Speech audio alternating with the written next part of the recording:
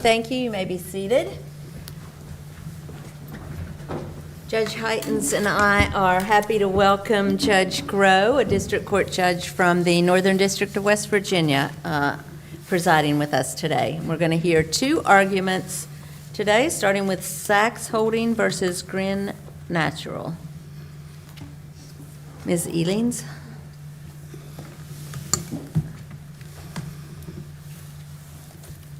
Good morning, Your Honors.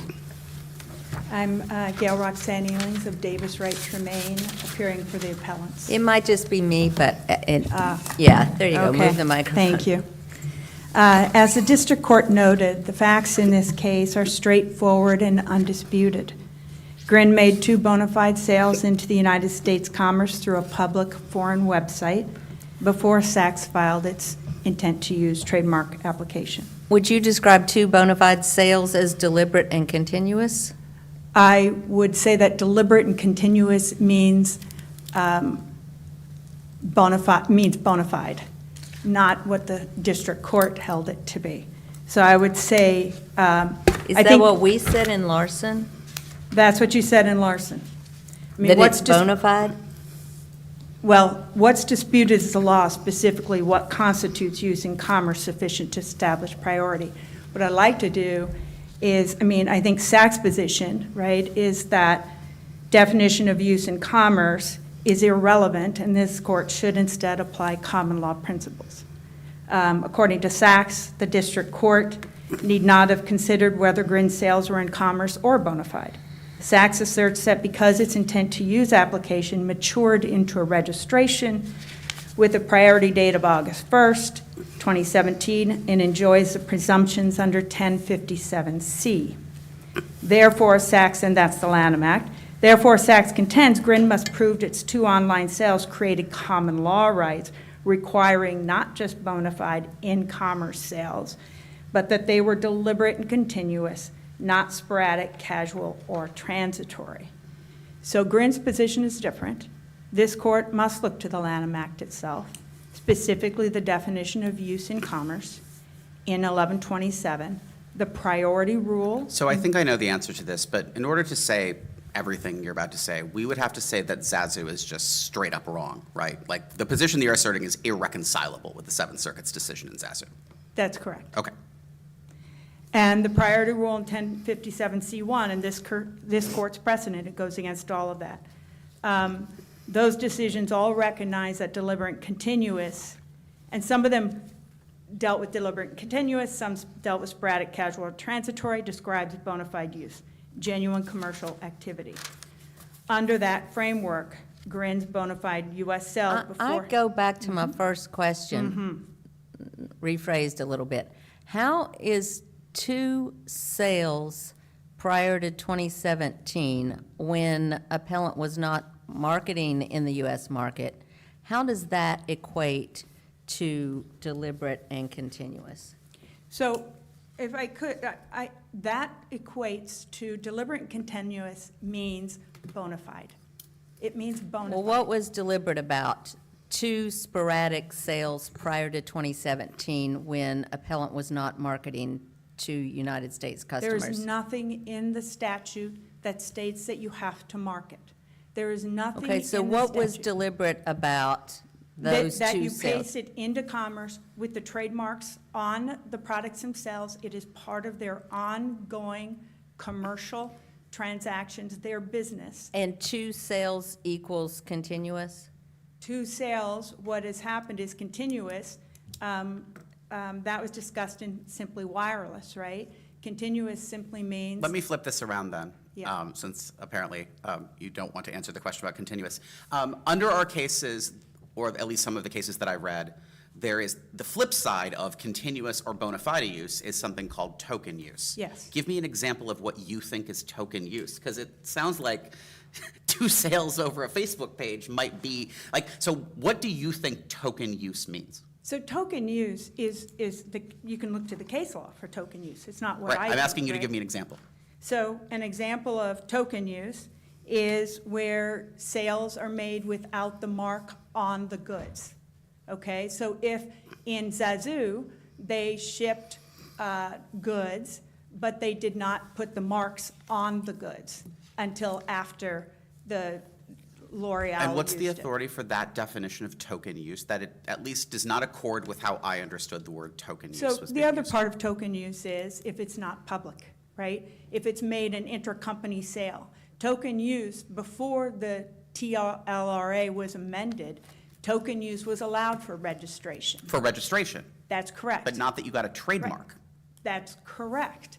If you registered, it did. But today, there's no difference. There's no difference. Well, again, this is the part that's just irreconcilable with the Seventh Circuit says in that. Like, right, so it's a very stark decision. There is literally no way to adopt your position without saying that an extraordinarily high-profile Seventh Circuit decision that I'm reliably told is in trademark case books is just flat out wrong.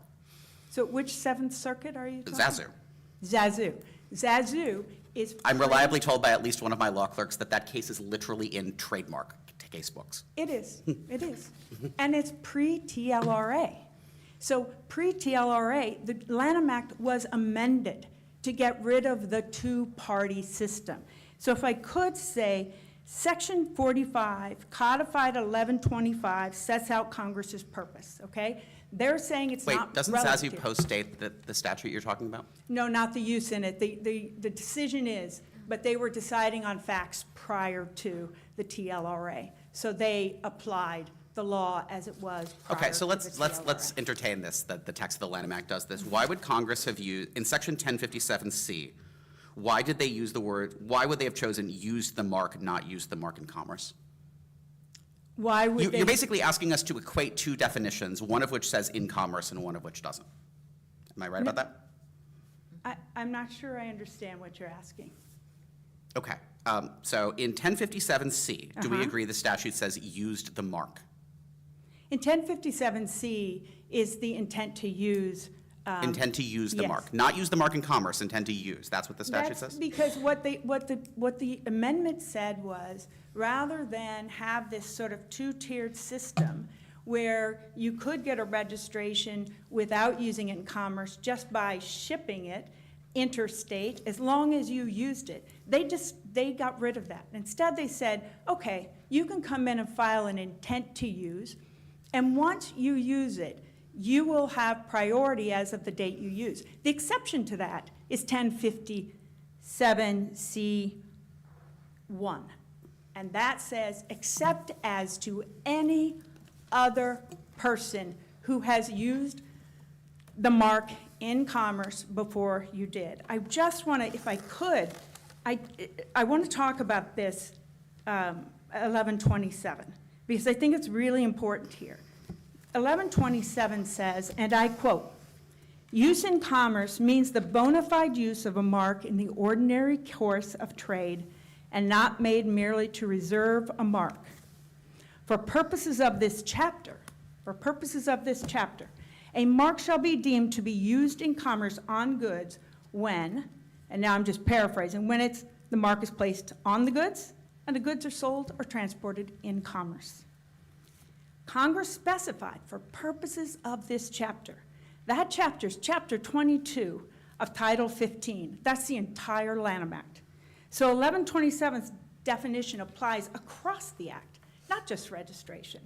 It makes structural sense. Every key enforcement provision, 1114, infringement of a registered mark, 1125A, unfair competition and false designation, including unregistered marks, 1120C, dilution, and so on and so forth, all turn on whether a mark has been used in commerce. Except the statute 1057 does not use the words used in commerce, right? 1057 does use, It uses used. It says intends to use. It does not say used in commerce. That's correct, except you have to go to 1057C1. There's an exception. If you, even though you apply for an intent to use trademark, if someone else has used a mark in commerce, placing Right. trademark on the goods and they ship in United States commerce, that is use in commerce. Single acts have been, so. So let me, use- okay, Yeah. I had an example I wanted to give you that this sets Okay. up quite nicely. Okay, so imagine that a person produces and sells exactly one unit of a product at a farmer's market. That's the only sale they've ever made, right? That seems to me like it would be an 1127 use in commerce, right? So under your rule, that would also establish trademark rights if they had registration, right? Whether they have registration or They not. have, it's the that person same. is a trademark in your view. That person not, right. So literally you sell one branded item at a local farmer's market and you now have an enforceable trademark. Yes, if you're the first to How in the sell it. world does anyone else have notice of that? The whole point of the Lanham Act is to give people notice. And as I understand, basically the theory of the Lanham Act is there's like two ways people can get notice of things. They can like actually know about them, or they can check the trademark registration system. But in the example you just gave me, I don't know how anyone is supposed to know, because they can't check the trademark registration system, and unless they were literally at that one farmer's market on that one day, I'm not sure how they're supposed to know that someone's Well, using the mark. So the Federal Circuit, which is somewhat of an expert in trademark law, stated 2 hat sales across state lines met the use in commerce requirement. It met the use in commerce requirement. Met the use in commerce requirement for registration. Does that case say that you? No, 1127, there is no 2 uses in commerce. There is no such Was the thing. case about registration, or was the case No. about priority? It was about priority. It wasn't Which about case was it? registration. This is Christian Faith Fellowship versus Adidas. Okay, so it is not just registration. Perry, there's another one, Planetary Motion, small online software sales or bona fide use in commerce.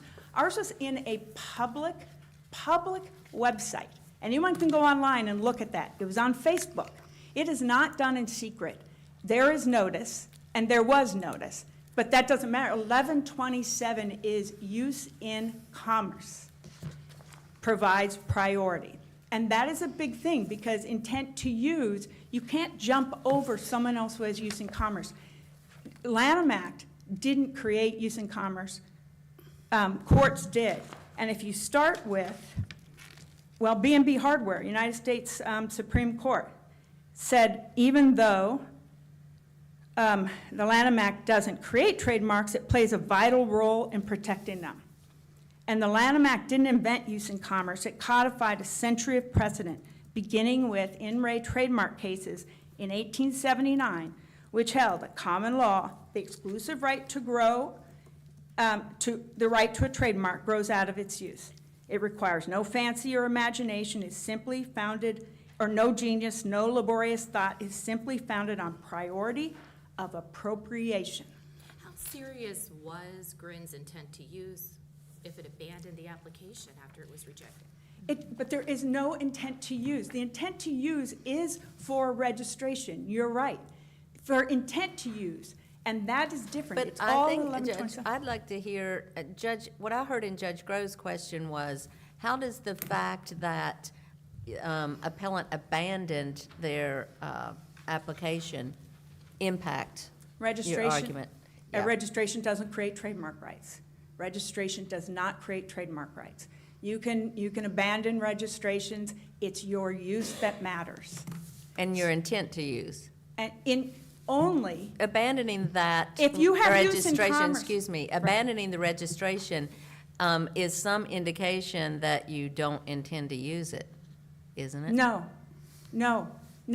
If you're using it in commerce, which they were, they used it not just the 2 times, they used it again, and then in 2018, it came through,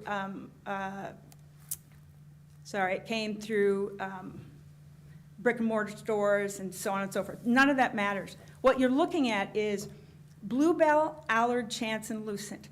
Those are cases that have different doctrines that do not apply once there's use in commerce. Okay, Bluebell and Zazu, they predate, as we talked about. That's token use.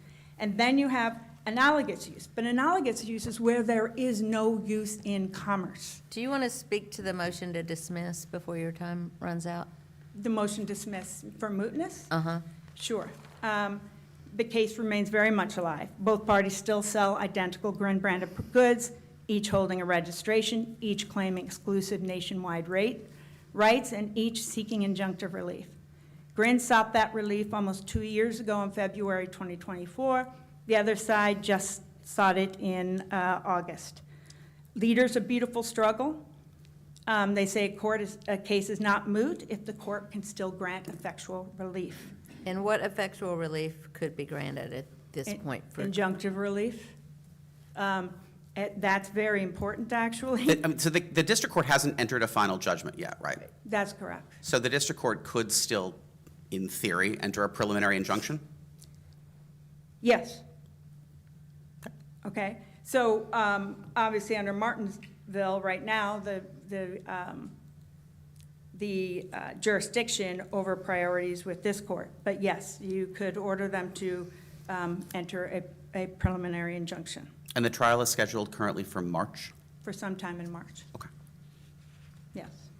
So, I mean, I think, that, you know, I just want to get back to this intent to use. Intent to use, if you have use, you don't have to have an intent to use. Using is an intent to use.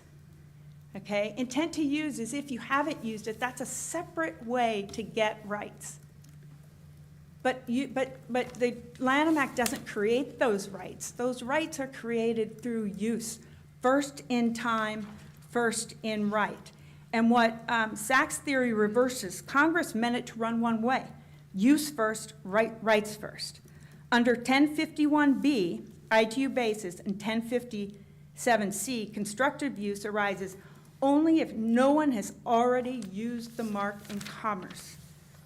Sachs starts with registration and works backward. The Act starts with use and moves forward. Whether Grin's earlier use satisfies 1127's definition isn't an afterthought, it's the starting point. And under that definition, Grin used the mark first, bona fide, and in commerce, and that gives Grin priority. This court's precedent also confirms that result. All right, thank you. You have some time in rebuttal. Thank you. All right. Mr. Wharton? Good morning.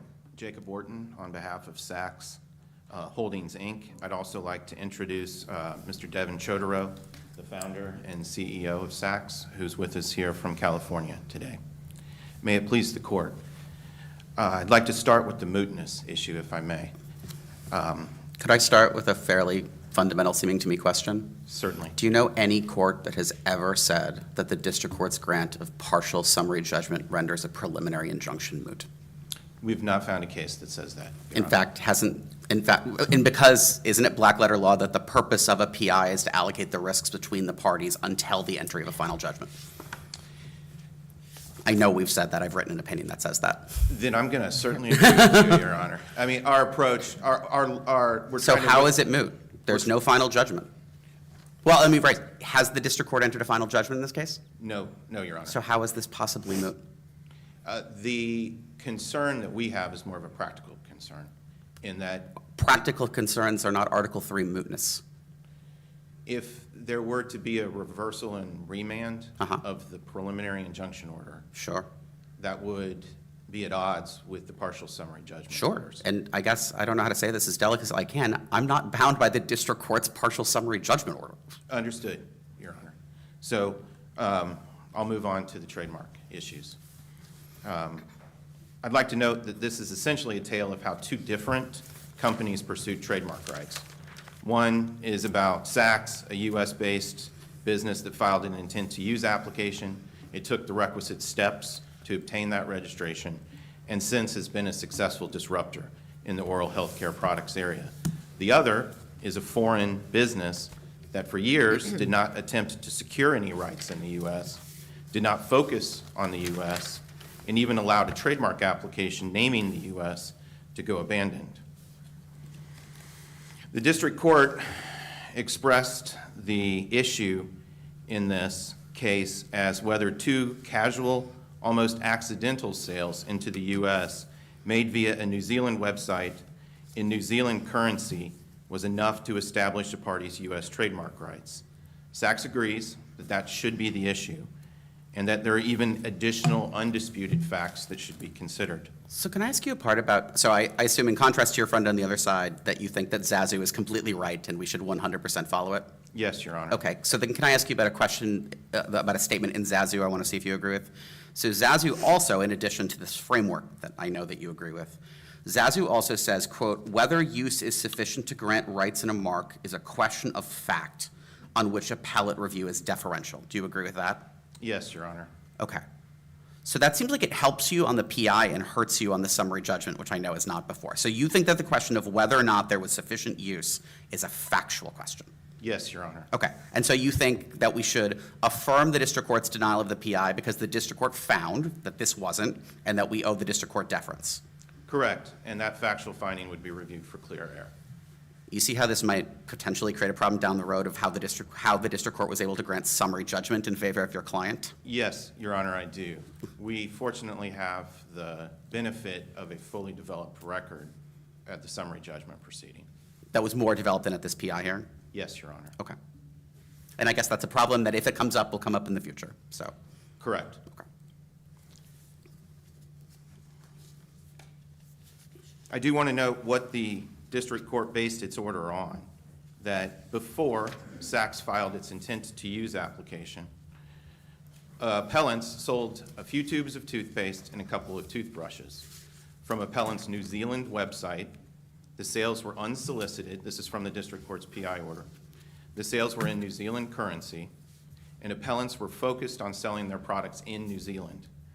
And while opposing counsel says that that's enough, that that's sufficient, and highlights at least this Federal Circuit case, Christian Faith, where there was a sale of 2 hats out of state.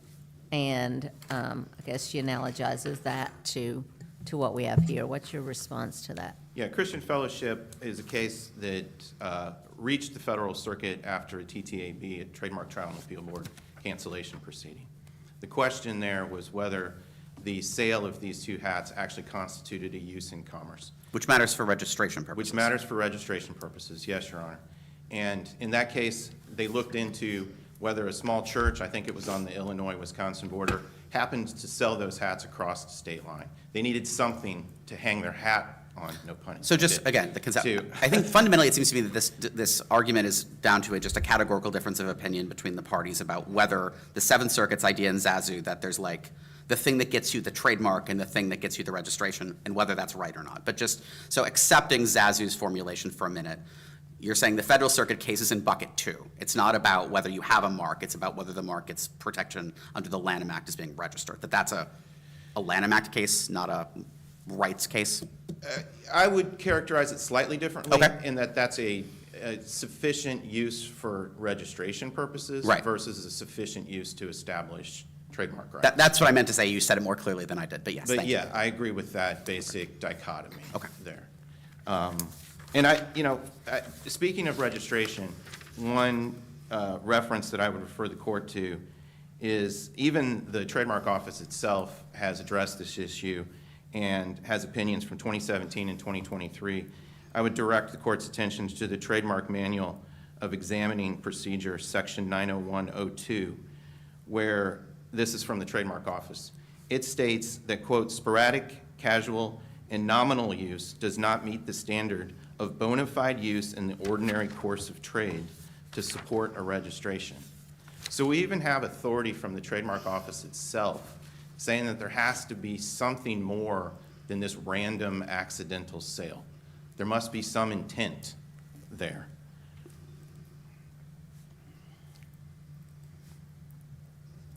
Going back to some of the facts that the district court relied upon, that the appellant's sales were casual with little importance attached at the time and almost accidental, that the appellants offered no evidence beyond vague generalities that it had the intent in the summer of 2017 to market products into the United States at that time.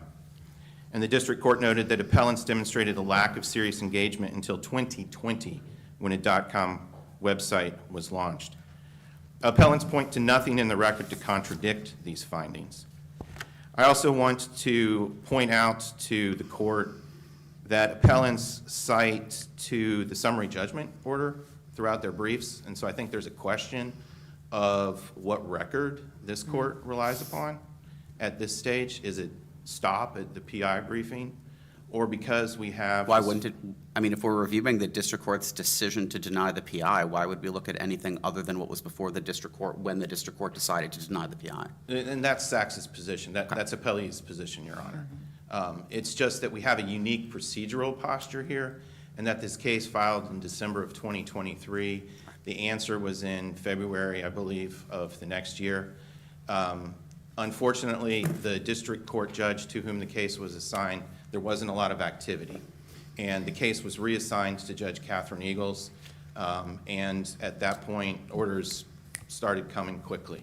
And so we have a unique procedural history here where the PI order was followed only several weeks later by the partial summary judgment order. So I'm not sure, to answer your question, Judge Heitens, I'm not sure we'll get another one that looks exactly like this, where you have a fully developed record. Sure. But to the extent that that additional record is considered, there's, like I was saying earlier, I think looking ahead to summary judgment, we have additional facts developed in the full record that help support not only the court's decision on the PI order, but also on the summary judgment order, which I realize is not before this court today. Essentially, my colleague asks this court to overturn longstanding law. They cite to 15 U.S.C. section 1127, but that section is a definitional section. It defines terms. The definition of use in commerce determines what conduct falls under the purview of the Lanham Act, thus under Congress's Commerce Clause.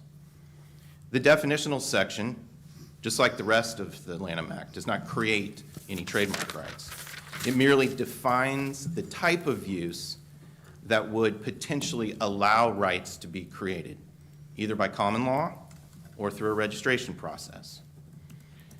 Congress amended Section 1127 in 1988 to exclude use made merely to reserve a right in a mark. Commerce made that change because the same amendments introduced the intent to use application at that time. That device allows applicants to lawfully reserve rights to a mark without the need to resort to token use. A token use, to answer Your Honor's question earlier, in general, I would say it's a use that it would be a contrived sale, just to say that a sale occurred. The amendment was meant to address the situation where you sent your cousin a package in Ohio across state lines, and it wasn't a true use in commerce at the time. That could be a token use. So now, instead of doing that and sending the package to your cousin, you could go to the trademark office, file your intent to use application, like Sachs did in this case, and then take all the requisite steps to obtain a full registration. Sachs still had to use the mark in commerce at some point, and they did. You have to file a specimen of use, and then the trademark office grants your registration. So there still must be use in commerce, even if you're availing yourself to the intent to use application device. Sachs submit that this court's decision in Larson governs this issue. Larson, a Fourth Circuit decision from 1998, held that, and this is critical, Sachs believes, and I'm quoting from Larson here, quote, use within the meaning of the Lanham Act is defined as bona fide commercial use in the market in which protection is sought. See USC section 1127, defining use in commerce.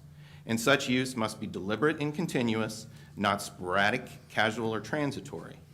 The Larson court recited this standard with respect to the question of whether a party had acquired common law trademark rights. But in your view, I mean, it's probably loose dicta, so I'm not sure it's fundamentally a problem. But in your view, that citation to 1027's definition of use in commerce was actually not really on point, because if we're talking about use for purposes of getting rights, we shouldn't really be using the use in commerce definition?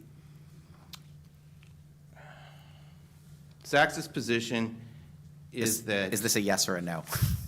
I'm sorry, could you repeat the question, Your Honor? It seems to me that under your scheme of things, that citation was a little bit off point, because if what the court was actually talking in that case was about use sufficient to establish rights, it's not necessarily germane to quote the definition of use in commerce for purposes of registration. No, I think it is, Your Honor. Okay, explain. No, and I think it can be reconciled. Okay. And I agree that there's some tension here. between the statutory. I just read definition- Zazu, and Zazu goes out of the way to say these are fundamentally different things, and then we have this citation in Larson that kind of starts to equate them again. I agree, and this is somewhat difficult to reconcile, but I think the way it can be reconciled is that you get this definition from section 1127.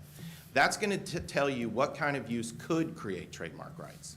And it's distinguishing a use in commerce, obviously bringing in all of the Commerce Clause jurisprudence with that.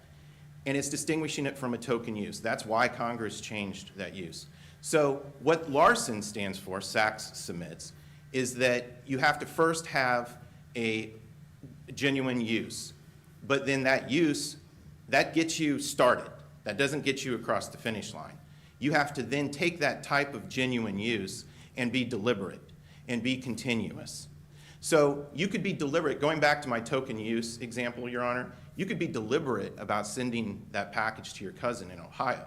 Assume it wasn't an accident. Right, you did it for a reason. Right, but that would still be a token use. So you don't have the type of genuine bona fide use in commerce in the course of trade. All of that is actually in the statute definitional section. It's not just use in commerce. It's use in commerce in the ordinary course of trade. And it very well may be that that deliberate and continuous requirement that Larson and other circuits have required that's what's enveloping that definitional section. If you're going to have ordinary use, use in commerce in the ordinary course of trade, it has to be more than Your Honor's example of a single use at a farmer's market. It has to have some modicum of intention. It has to have some effort behind it. And Sachs submits that what happened here are these accidental and casual sales from a foreign website with no evidence of intent to enter the U.S. market. We've got all that other evidence saying, oh, they came in 2020. They let the trademark application go abandoned. If this court were to adopt appellant's reasoning, it's almost as if a item marked with a trademark, if it entered the stream of commerce from anywhere else in the world, it crosses from one sovereign jurisdiction to another. And even if there was no intent, if it came from New Zealand or Japan or Indonesia, and it just happened to be a one-off sale like we're seeing here, that somehow would create common law trademark rights. Sachs submits that stands at odds with Larson. It would also reward a company who didn't take the steps to get a trademark application. They could have and probably should have filed an application earlier. According to the facts submitted by appellants, the company was founded in 2015. They didn't end up filing that later trademark application until 2017, and then that's the one, Judge Groh, that they allowed to go abandoned.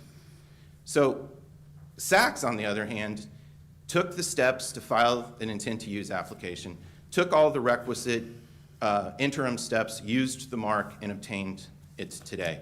Let me address another issue that seemed to come up earlier, and that was this sufficiency of use and public use. And my colleague rightfully stated that the website was public, and the Facebook was public, but anyone in the world can create a website or a Facebook page.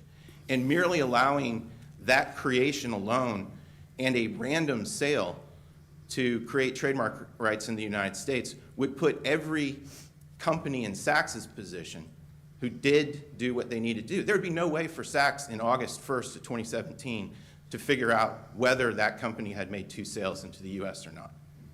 So there has to be not just this modicum of intent, not just this modicum of continuity, but there must be some outward appearance that, hey, this other party is claiming trademark rights in my jurisdiction. I need to be on notice of that. I do want to point out what the district court did actually require here, because appellants, I think, misstate what they actually required. What Judge Eagles did require here is marketing intent and subjective intent, continuing effort, and continuous commercial utilization.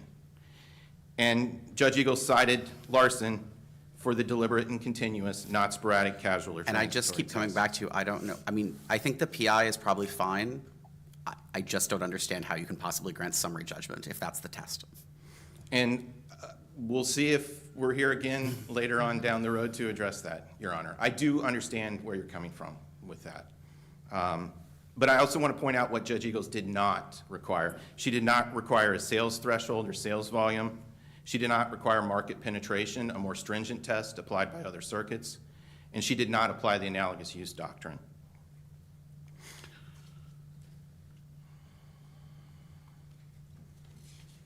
I do want to address briefly, as appellants mentioned, Emergency One and Simply Wireless. In both of those cases, the Fourth Circuit indicated that common law determines who enjoys exclusive rights to an unregistered mark, and the extent of such rights and the proper geographic scope of injunctive relief is to protect against the infringement of such rights. Both Emergency One and Simply Wireless were abandonment cases as well. So I think they need to be considered in that context, and that Larson is the controlling decision here. So, in closing, Sachs submits that the district court not only applied the correct law, but it did so on the correct facts as well. In other words, it didn't require a sales threshold. It didn't require it didn't apply the analogous use doctrine. And this court need not, in deciding the propriety of the order on the preliminary injunction, need not decide what is a minimum quantity necessary, what is required for deliberateness and continuity. This court needs to look at, did the district court here abuse its discretion on the facts that it had before it at the time? And in doing so, this court could recognize that on those facts, that's neither deliberate nor continuous. But you do not have to decide today what quantum of toothbrushes and toothpaste is enough. Maybe that's something that comes up at summary judgment, Judge Heidens. But for today's purposes, Judge Eagles got it right on the PI order. And I'd be happy to answer any questions Your Honors may have. I'm good, thank you. Thank you. Thank you.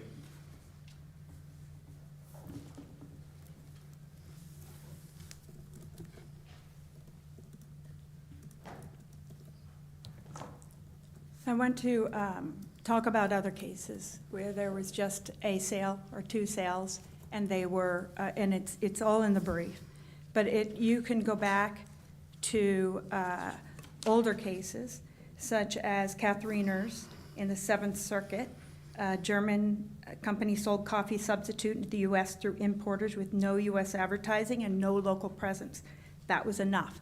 Authenticity, not extent, was the test. In Breitenberg in 1911, a few That was sales- enough for what? To That was establish enough to establish priority? priority. In which Okay. case was it? That is in Kathariner's Maltz Coffee. It's in the brief. In Waldes International Manufacturers Agency, Southern District of New York, 1916, one legitimate shipment just 8 days before the arrival was enough to establish priority.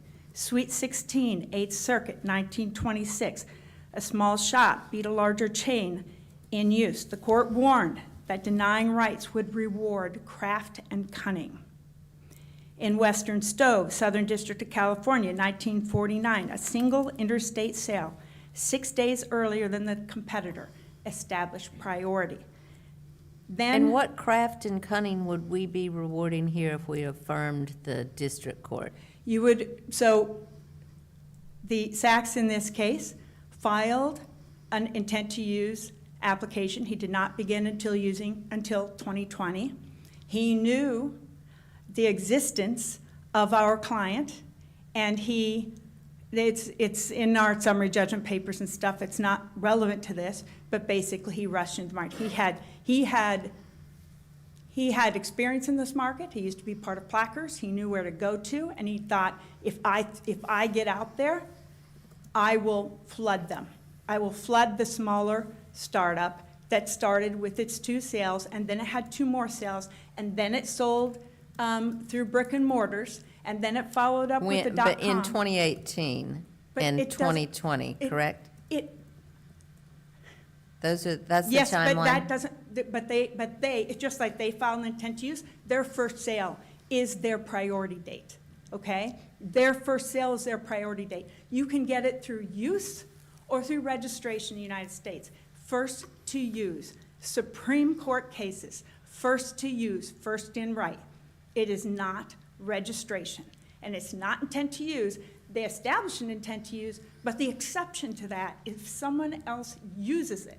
1057, look at subsection 1 under that, unless someone else uses first. And that is the rule. It is not, what is, I'm going to say, Larson looked at the Second Circuit case.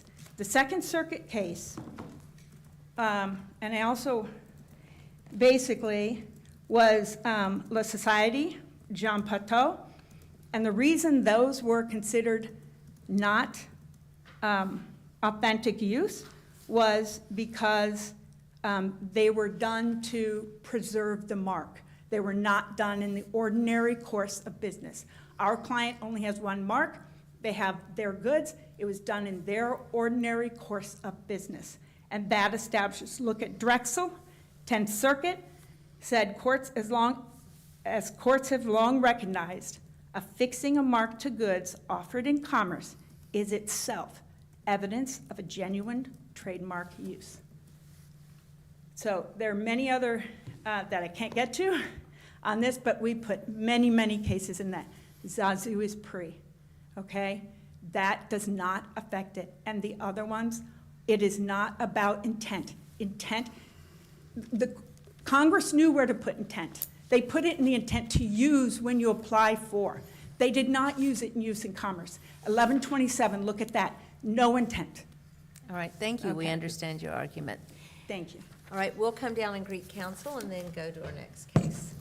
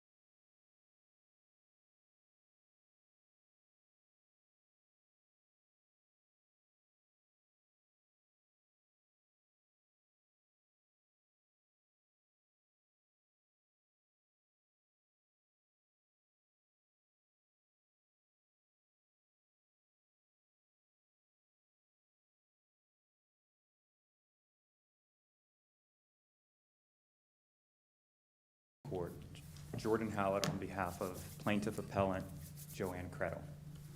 Just give me 1 second of indulgence.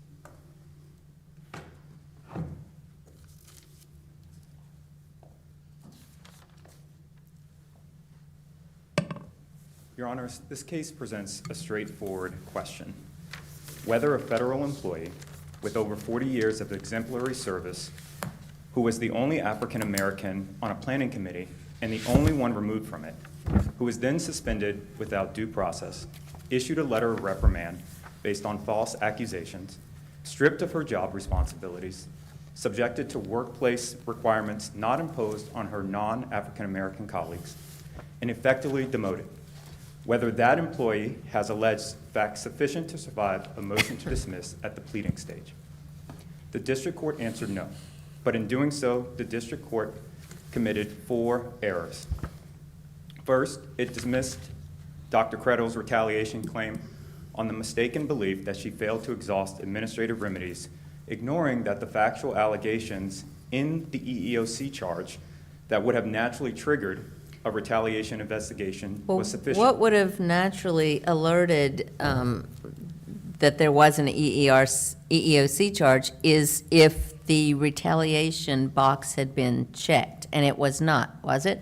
It was not, Your Honor. It was not on the EEOC charge. It was checked on the equivalent charge filed before the Virginia Commission. And I understand that you're saying since it was checked on in the Virginia case, that we should credit that in the EEOC case? No, Your Honor. In fact, that argument that argument I will concede is more of a red herring. It does not matter. What matters is. Oh, wait, so you're now conceding that something you argued in the brief is a red herring? It's not, Your Honor. Let me step back. Sure. It's not that it's a red herring. I should not have said that. Understand. What's more important? That is important. But what's more important? Well, no. Can I ask? Well, now you're back to it's important. Okay. It's either relevant or it's not. And if it's relevant to any degree, why is it relevant to any degree at all? Because, Your Honor, that does place the respondent on notice. Only if the Attorney General notified them and there's no allegations in the record that they did. And also, the thing that's supposed to put the employer on notice is the EEOC charge. That's like the whole structure of Title VII. Yes, Your Honor. And as part of that, what's more important is the actual particulars in the EEOC charge. Okay. That is. So what do you think in the EEOC charge comes closest to alleging a retaliation claim? Is the word retaliation in the EEOC charge somewhere? No, Your Honor. And again, this court has made clear that the EEOC charge is not supposed to be a tripwire for. Well, all that, there's a box, you check it, retaliation, that's no tripwire, it's a box that you check. and Was you're- she represented by counsel She at the? was, Your Honor. And if you say, okay, so I agree, also, if you somehow miss the box, and in your factual narrative, you say, I complained about them doing something illegal, and then they fire me, I think we'd all agree that that would be enough. So what in the body of the charge do you think comes closest to saying, I complained about discrimination, and then they fired me because I complained about discrimination? Yes, Your Honor, and it is in there, and I'll point the court to the Joint Appendix 33, which is the start of the Attachment A. Dr. Krettel, specifically says in the charge that she complained. What page of the JR are we on? 33? 33. Okay, thank you. Yes, Your Honor. It's at the bottom. Okay. It starts at the bottom of page of that. She complains to a couple of people. One, she tries to. Her former student, Yes, Your Honor. That's the first. But on the next page. And just, if we're going to do this, complain to her former student that she felt her removal was because, and what follows are, because she complained about discrimination, that would be obviously a retaliation claim. Because she is African American, which is not a retaliation claim, that's a straight up discrimination claim. Oh, no, Your Honor. Okay, I'm sorry. Let me back up. That is the protected activity. Because what happens that same day that she speaks to the student, as alleged in the charge and in the complaint, in the amended complaint, what happens that same day at 8 p.m. that night, she receives an email that she's suspended. Because they had bugged her office and overheard, I'm just trying to understand what the allegation is, because they bugged her office and overheard her say that to her former student or something? As alleged in the amended complaint, Your Honor, Dr. Krettel alleges that the dean's assistant overheard her speaking with the student and then reported that to the dean. Okay. It came Well, within. let's focus on the EEOC charge again. Okay. Where does she say they did something bad to me because I complained about them doing illegal things? Your Honor, she doesn't specifically say that. Okay. What's the closest where she comes to saying that? The closest, Your Honor, that she comes to saying that is in that narrative as Yeah. she's going through. She specifically says, I did this, I Yeah. reported this to the student, and then she does say also, the day before, she tried to speak with a number of HR representatives. In fact, she puts, there's a provision of her text message that she sends to one of the HR representatives that's out of the office. That next day, she talks to the student. That same evening, as alleged, she gets suspended and placed on administrative And so your leave. claim is that based on reading that, a reasonable investigator at the EEOC or a reasonable employer would understand that despite the fact that we didn't check the retaliation box, but based on this narrative, they're supposed to understand she's also alleging unlawful retaliation? Yes, Your Honor. Yes, and I would say this, a reasonable inference drawn from those facts at the pleading stage. This may be completely different at the summary judgment stage, but at the pleading stage, with all reasonable inference drawn from the facts in favor of Dr. Credo, I would say that that would be a reasonable inference that can be drawn because she alleges the specific actions, and this court has made clear. And remind me again how you would distinguish the decision that we wrote that had facts kind of similar to this, and we said you hadn't exhausted. That's Moody, is it? Oh, yes, Your Honor. And so this case is different. So if we were to write an opinion ruling for you, this case is different from that case because? Because Moody did not actually, in the particulars, allege anything that an investigator would have been able to reasonably glean could have constituted So it would have to turn on retaliation. the specific differences in the factual narratives of the two cases. Absolutely. Okay, Your okay, Honor. that's all. Yep, absolutely. So on the pleading, can I take you to your other two claims? Yes. I'd like to respond to some things that the bottom side brief says. Let's posit, for the sake of argument, that at least I am skeptical of some of the district court's conclusions that certain things aren't aren't employment practices. But they make a whole argument in their bottom side brief that who cares about any of that because you haven't adequately alleged discrimination because of race and thus failed Twombly and Iqbal. So because you didn't file a reply brief, I would like to know your response to why are the allegations of this complaint sufficient under Twombly and Iqbal? With respect to the protected activity for retaliation? No, I'm sorry, I'm turning to discrimination in hostile work environment. Because in Oh, both, yes. I have serious concerns about the adequacy of the allegations that any of this was because of race. Understood, Your Honor. So with respect to, I'll skip the adverse action and go right to causation for the inference of discrimination based on race. There are a number of things. In the amended complaint, and again, accepting the allegations is true with all reasonable inferences drawn therefrom at this stage, Dr. Credo alleged in Joint Appendix 10, paragraph 23 of the amended complaint that she was the only African-American on the conference committee. She was removed from the conference committee despite the fact that she alleges in the complaint other members on that committee had engaged in similar misconduct and not faced any situations. But more importantly, she had permission, this whole removal from the conference committee. In which paragraph is the allegation of similar misconduct and not facing any of the same treatment? Your Honor, that is paragraph.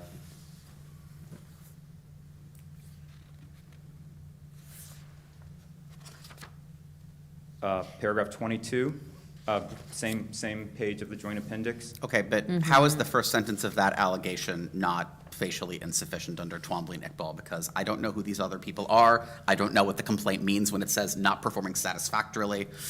And Your Honor, I would say that this court has made clear on a number of times, specifically when it comes to civil rights complaints, and I'll give you the citation. This court recently, 3 years ago in Starbuck, said civil rights cases should not be dismissed too early, quote, unless it appears to a certainty that the plaintiff would not be entitled to relief under any legal theory which might plausibly be suggested by the facts alleged. Okay, well, that is just, I don't know what you're quoting there, because that is flat out inconsistent with Twombly and Iqbal. Your Honor, that is Starbuck v. Williamsburg, James City School Board, 28 F 4th, 529, 4th Circuit, 2022. And it's quoting Edwards v. City of Greensboro. We sometimes have a bad habit to continue quoting pre-Twombly, pre-Iqbal cases. Understood, Your Honor. Your Honor, factual specificity at the pleading stage. Well, I The- think I understand Judge Heighten's, that's not in your brief, is it? Star- Starbuck is not, Your Honor. Okay. Can Starbucks. you provide a copy to the court and to opposing counsel at some point? Of the Starbuck decision, Your Honor? Yeah, if you're gonna argue cases, the court and opposing counsel needs to Yes, have Your Honor. those. Okay, go ahead.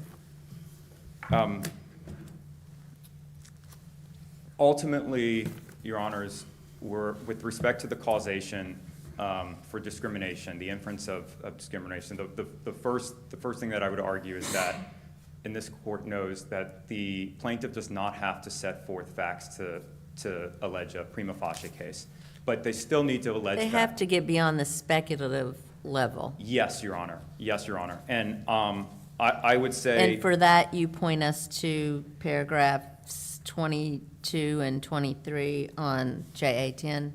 That's just one area. I'm going to give you some others right now. So, yes, Your Honor, JA 10, 23, 22, paragraph 22, paragraph 24.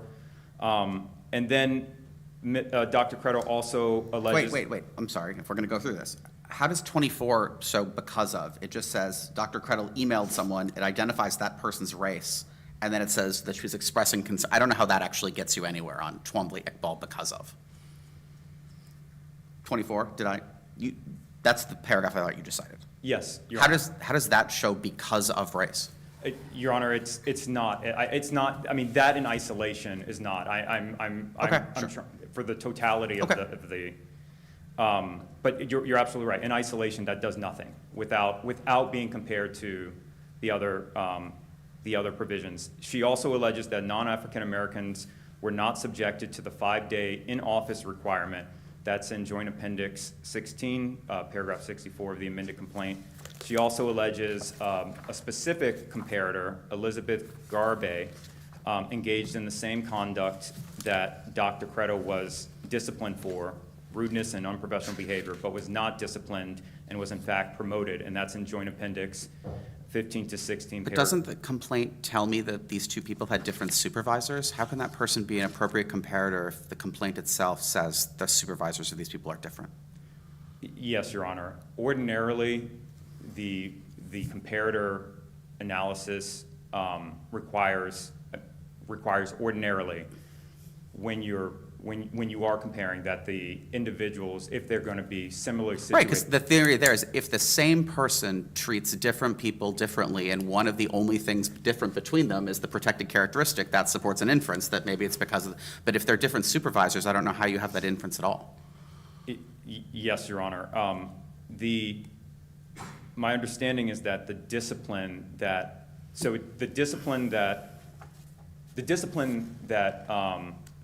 Dr. Credo received initially came from the HR department, not her first-line supervisor.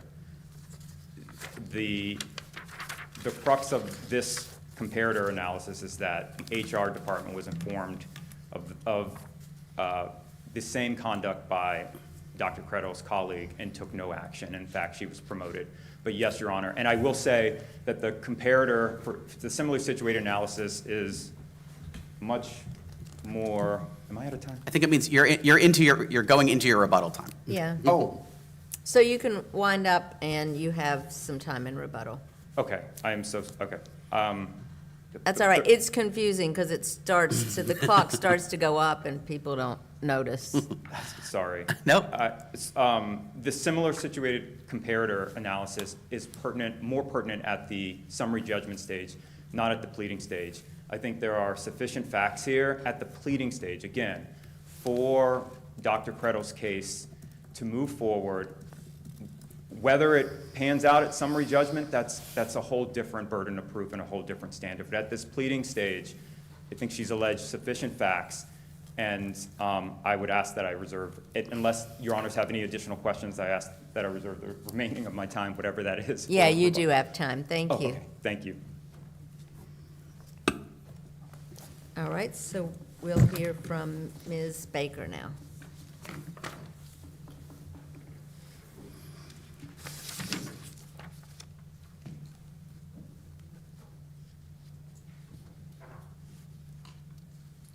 Good morning, and may it please the court. Meredith Baker, Deputy Solicitor General on behalf of the Virginia Community College System. With me at council table is Principal Deputy Solicitor General Graham Bryant. Dr. Credo's complaint fails to raise any claim to relief that is plausible. At the outset, Dr. Credo does not allege any facts for any of her claims showing that VCCS took action because of an improper discriminatory or retaliatory motive, rather than because of Dr. Credo's own escalation of a workplace dispute. And most of her factual allegations do not show actionable harm as to her discrimination, hostile work environment, or retaliation claims. Therefore, this court should affirm. So let's just do this part up front. Can we talk about footnote 4 of your brief? So in footnote 4 of your brief, you present the district court as dismissing for failure to exhaust as subject matter jurisdiction as something the district court just went and did. And you're like, and you very candidly, I appreciate this, you're like, that's actually wrong because it's not subject matter jurisdictional. But the way you phrased it in your brief makes it sound like the district court just went off and did something weird. So then I pulled your motion, and you moved to dismiss for lack of subject matter jurisdiction for failure to exhaust. Yes, Can you please tell me that this has been addressed because the Supreme Court has squarely held its, why are people still filing motions to dismiss for lack of exhaustion, for lack of subject matter jurisdiction? I am not aware of why that motion was filed in that, framed that way, but apparently I do not believe. Can you represent that your office is no longer filing motions to dismiss for lack of subject matter jurisdiction for failure to exhaust? I cannot represent what other attorneys are doing in my Okay, office. I would suggest that maybe the employment attorneys need to be told that is not a motion to dismiss for subject matter jurisdiction, because there's literally square holdings of the Supreme Court and this court both saying that. Yes, Your Honor. Okay. I didn't want to do, so, and now can we, I noticed also that in your initial presentation, you're not so much defending the district court's adverse employment action decisions. We are, Your Honor. Well, you say in your brief that some of them are right. Which ones of them don't you think are right? Well, were two adverse employment decisions that the district court. I just noticed that your brief is very careful to say that you think some of those things were right, but I don't know if you ever actually say that you think all of the district court's conclusions about what were and were not adverse employment actions were right. The district court ruled against us on two of the adverse employment actions. Oh, so you think the ones that you, okay, so you think the ones that you won were all right? Yes, Your Honor. How in the world is a letter of reprimand in someone's employee file not an adverse employment action? That seems bananas to me. Because it did not actually affect the terms. Why does an employer write a letter and put it in someone's personal file if they don't think it will make a difference in the real world? Your Honor, the letter itself was What is the purpose of the letter? to warn the employee to. And to document that you've warned the employee, right? That's why you put it in the Yes, Your Honor. file. Yes, How- Your Honor. I just don't understand how you can give someone what's like a very official language, like you have been reprimanded by your employer, and that, it just strikes me as a world in which we've concluded that's not an adverse employment action, is a world we've entered into some topsy-turvy world that I don't understand. Because I don't understand why an employer puts an official letter in someone's file if they don't intend for it to do something. Your Honor, the employment letter doesn't satisfy the adverse employment action because of the fact that it didn't actually affect the terms or conditions of employment. And if it had, then that could potentially be an adverse action. Well, let's talk about one that I think did affect the terms and conditions of employment. How is the additional requirement that she teach that extra class not an adverse action, employment action, based on the way you just described it? That one is not an adverse, well, under Muldrow, there has to be some disadvantageous change respecting an identifiable term or condition of employment. So when she was asked to teach the class, she didn't actually teach the class, so there was no change. Well, even though there was no change because she didn't ultimately teach the class, not because the employer didn't seek to have her teach the class. The employer. The employer did seek took to- action, right? And the action was, you have to teach this extra class, right? She was asked to teach the class, but she refused, and she was not disciplined for refusing. There's no allegation that she suffered any consequences from just refusing to teach the class. She was asked to teach the class. If you Yes. feel like teaching the class, you can. Is that what they said? That was not what they said. What did but they say?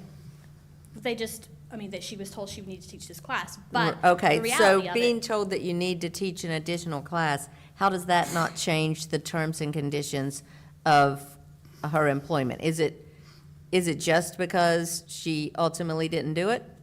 yes, Your Honor. So if she had done it, then it would have been an adverse employment action. Potentially it could have been, but since she didn't teach it, there was no. Well, if you tell somebody that they're required to take on additional job duties, how does that not change the terms or conditions of your employment? Well, the conditions or terms are not actually changed until those duties are imposed, or the person actually starts performing the duties. Right, so if she did it, then you would agree that that was an adverse employment action. That would, well, there still has to be a showing of harm. Wait, hold that on. would be a I factual just, question, this but- can't, that seems like it can't be right, because if, say, for example, that I was a remote worker because of a reasonable accommodation under the ADA or something like that, and then my employer said, effective immediately, you have to come into work every day, and I say, I really can't do that, and they say, but you have to, and I say, but you can't, and then I quit. Under your view, I've not suffered an adverse employment action because I, like, resisted my employer's statement that I have to come into work every day?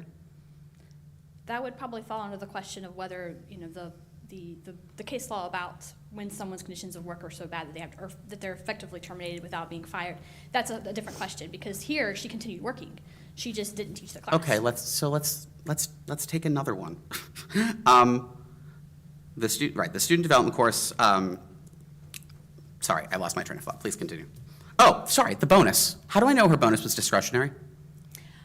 Other than what I will say is a glib Seventh Circuit decision that just asserts that no one ever has a right to a bonus ever without, you know, anything. Like, how do I know this bonus is discretionary other than I'm supposed to adopt a rule that bonuses, that courts can say as a matter of law that bonuses are always discretionary?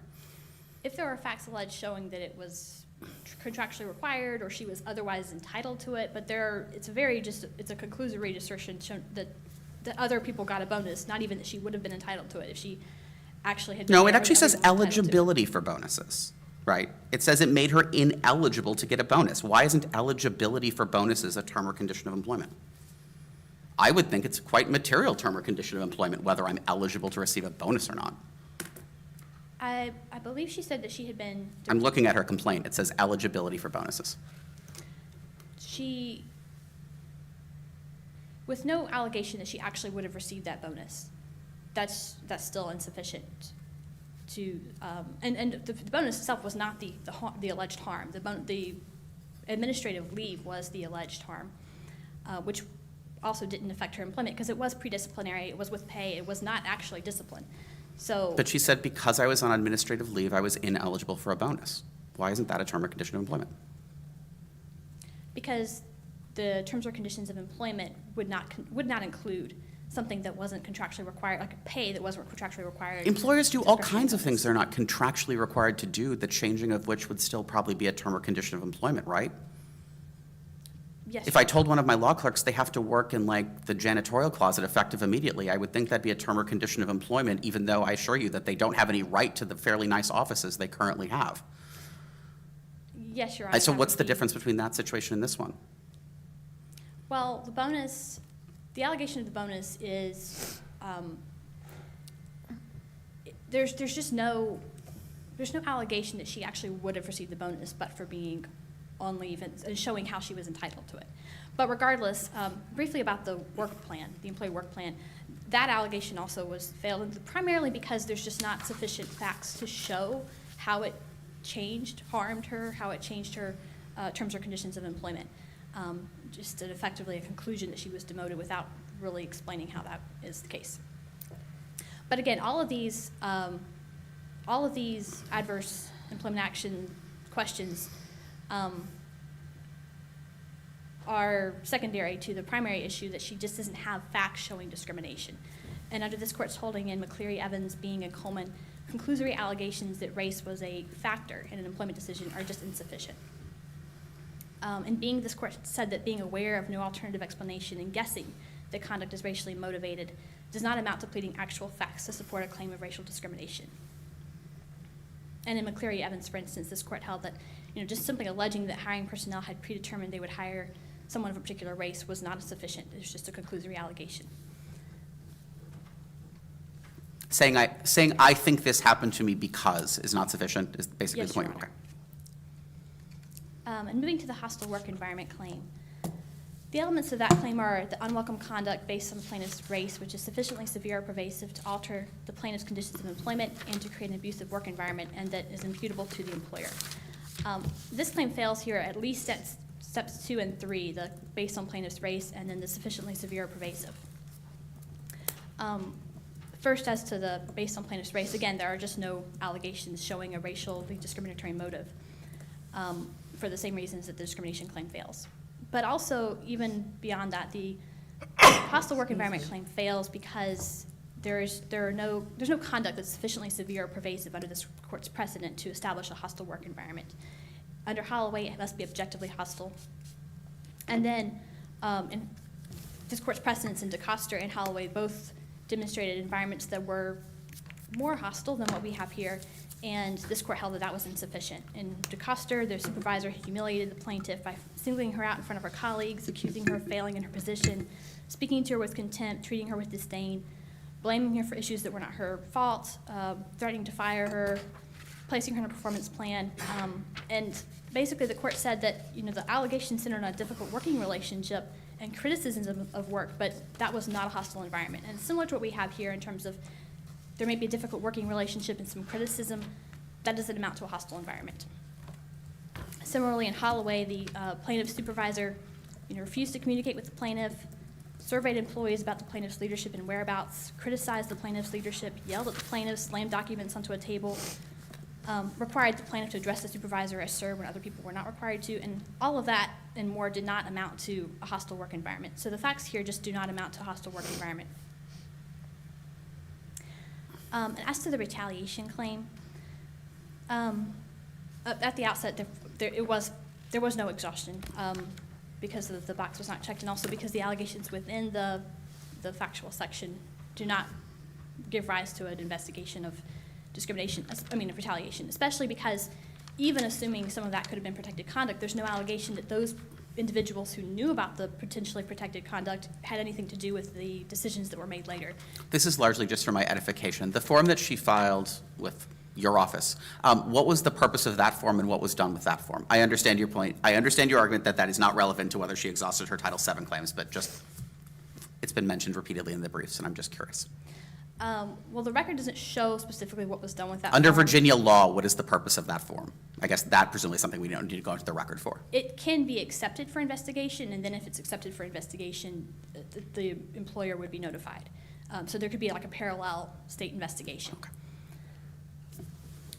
And for the same reasons that, you know, the charge doesn't show a retaliation claim, even if there was exhaustion, this claim would fail on the merits because the allegations do not show a retaliation claim. First, there's no protected activity because there's no allegation that she actually told the employer versus the student that, you know, she was being discriminated against. There was no causation because even the allegations, assuming that, you know, Dean Rahman learned of this statement she made to the student, there's no allegation that Dean Rahman was even involved in any of the potentially adverse employment actions. And you know, under this court's holding in Dell and Roberts, the decision maker must know about the protected conduct in order for it to count. And then there's also no materially adverse actions because the standard for that is that the action has to might have dissuaded a reasonable worker from making or supporting a charge of discrimination under Burlington Northern, which did not change under Muldrow. And here there just weren't sufficient materially adverse actions for that. So Dr. Creedle's complaint is just lacking in the factual allegations to give rise to a plausible entitlement to relief. The district court correctly recognized this, and we ask this court to affirm. Thank you for your argument. Thank you. Mr. Hallett, you do have rebuttal time.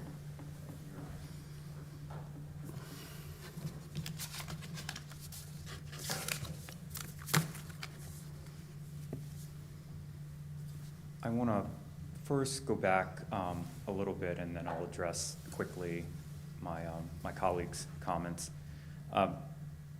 This court should be aware of a recent decision that was issued in August of this year that was interpreting the unanimous decision by the Supreme Court in Muldrow last year. And that's the case of, and I'm more than happy to also provide this, Your Honor. Right, because you know I'm looking in your I brief know and you- it's not in there. And if it's a recent decision, you just file a 28J letter to the court, Rule 28J, to the court and to opposing counsel with these cases that have come up since you filed your brief. Thank you, Your Honor. This case, in August of this year, Herkert v. BISIGNANO, 151 F. 4th, 157. Your Honors, in that case, this court expressly applied the Supreme Court's Muldrow's standard and clarified that under Muldrow, a plaintiff need not show, quote, some disadvantaged change, quote, in employment.